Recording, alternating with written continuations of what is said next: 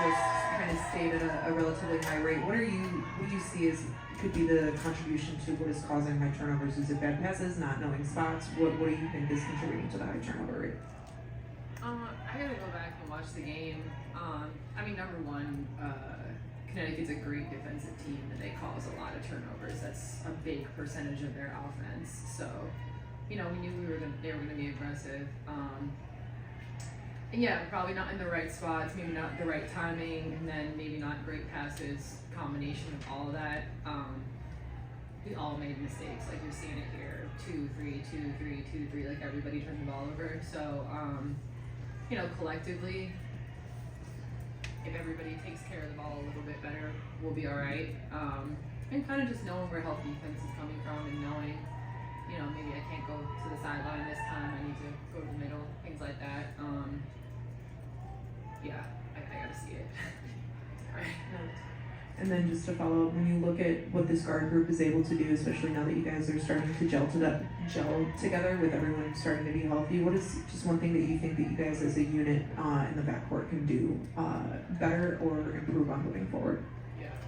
I mean, I just think, in general, we haven't really hit a lot of shots lately. Shots that are very makeable for a lot of us we haven't made, so just kind of find that confidence and find that rhythm. That will help us a lot.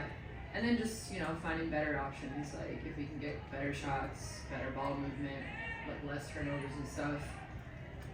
I mean, we took 17 possessions away from ourselves today when we shot it 58 times, so that's hard to get everybody involved and everybody feel good when there's only 58 attempts. So we gotta find better shots offensively. Alyssa? Hey, Marina. What do you think the most positive moments were today? I mean, we fought back. They came at us hard in the third, and we came back. And then, obviously, we lost it a little bit offensively. But we have some bright spots. We're right there, and it's not like we're getting blown out. So I think it's just little things, but those little things are tough. They're small details. They're taking care of the ball, being in the right spot, the right timing, like I said before. So it takes time to develop. So just trying to really stay patient and not give up or start to feel bad about it, rather than come back and keep fighting because we will end up on top eventually. But right now it's a little bit rocky, so we just gotta keep our head up. Next. Hey Marina, you kind of just touched on my question a little bit as far as being the leader of a young team and obviously going through these rough stretches and periods where you are losing everything. Talk about from that veteran perspective, how do you galvanize the team still in the midst of all of this, and how important is that knowing that this is a team that is still in the early development stages? Kind of like I said, just being there for them, especially our rookies. I thought Angel was really good tonight. She had a double-double again. She's out there fighting, working with some of the best vets in the league at the post position in Connecticut, and she never let it get to her. She just kept playing. I mean, she was 8 for 10, that's great. And then Camilla also, she had some huge block shots. She's trying to get into the offense. She's trying to find her way. So we have to give them time, and then also you have to give us time to kind of gel with them too. So, again, just being positive with them and saying, despite the loss, you still really did play a great game and keep doing those things, but also try to figure out how we can be a better team at the same time. We'll go back to Carly. How helpful is it to have a healthy Isabel Harrison back, and what does she provide for you guys as a screener and then also as a scorer? Yeah, just veteran stability. She comes out there, she knows exactly where to be. She can kind of look at one thing and say, maybe this isn't the greatest idea. I saw her today, she was at the top of the ball. She realized she was going to hand it off to another big, and she kind of started directing traffic. That's things that we need, and then we ended up getting a shot. So Izzy's a huge part of this team, and honestly, everybody on the roster is a huge part of the team. So just finding a way to incorporate them and then be at their best, put people in positions to be successful. We'll go to Julia in the far right. Following up on what you were talking about with the rookies, you spoke about the importance of composure a few games ago. I'm just curious, do you feel like you're kind of seeing that build with the two of them, especially Angel, since she's had a few more games under her belt? Yeah, I mean, honestly, before about that comment, it was our entire team. It wasn't about Angel. I got a tech in that game, so I was referring to me.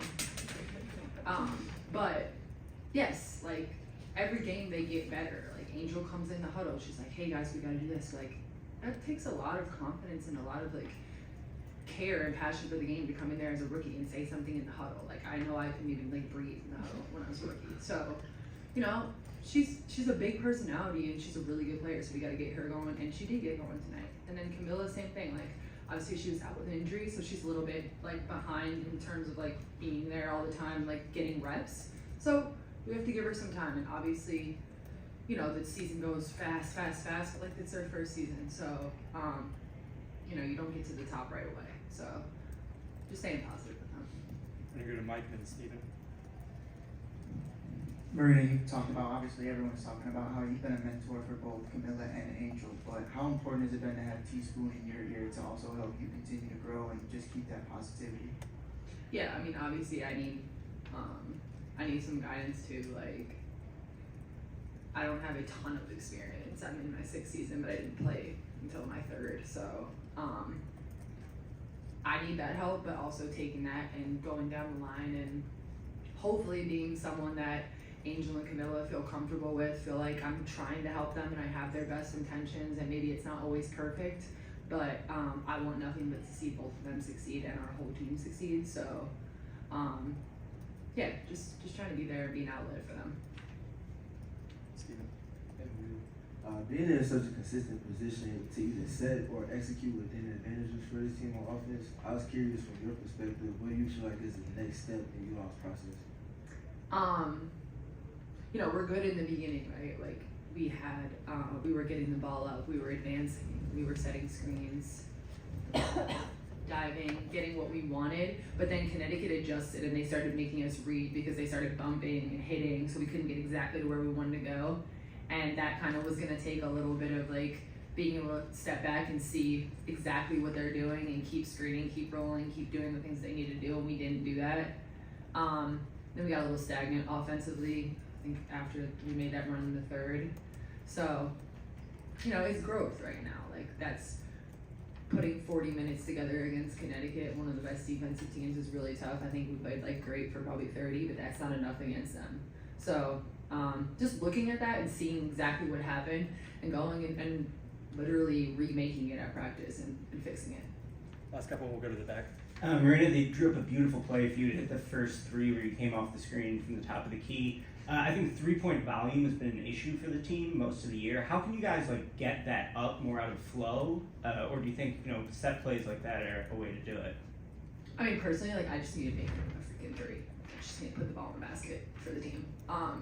But besides that, like I forget, I already talked to somebody about that, but basically, you know, we got to get good ones, and I think it will be good like off of offensive rebounds, kick-ups in transition. I can't remember the other thing I said, but you know, just getting better selection of them. That way we can knock them down, and then at practice, you know, we gotta keep working on it, keep shooting, and then for me, just keep believing that I'm a great shooter, and eventually it's gonna go in. Any more from Marina? All right, thank you.